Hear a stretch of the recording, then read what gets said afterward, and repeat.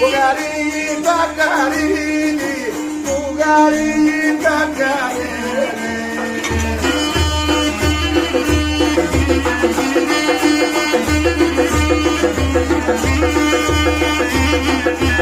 Abi İmam Rıza Zerra'da edeb ol senin edeb ol, edeb ol kardeş edeb ol.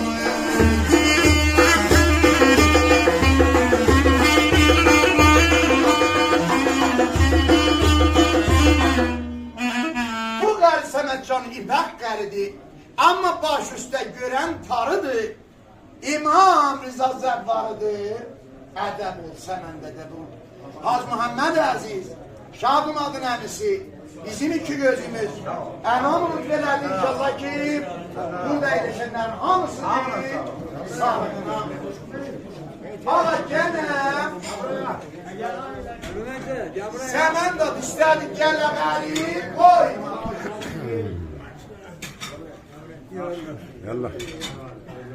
Alıp sözü kakalısını ancama yedirem, ham eylişenler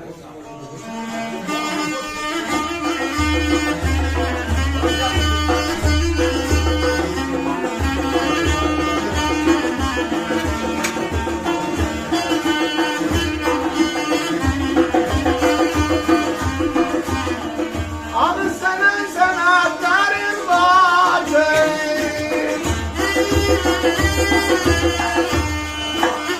Ceylaneyle dağlı taşı, ceylanelerin dağlı taşı.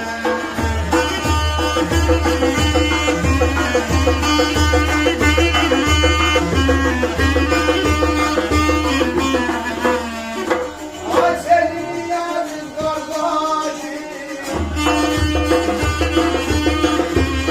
edeb ol senin de edeb ol, edeb ol kardeşim. Hacı İmran Əziz Mehrab, mənim böyüyüm, Elin Aksakali, mənim böyük kardeşim. Sağ ol. İnşallah ki, Sağ ol, buyur oğlum. Hacı İmran, saz deskanından əvəz olan bir kelime. İnşallah boş olay, her günün bir hükmü var. Büyüklerin şahdumat sizi çağırıp, Hacı Mehrab ile gelin, mənim babam yok. İnşallah istiz indəgisi şuru eləyər. İnşallah hoş olsunlar, hoş yaşasınlar. Amma Allah verirəm izzetine.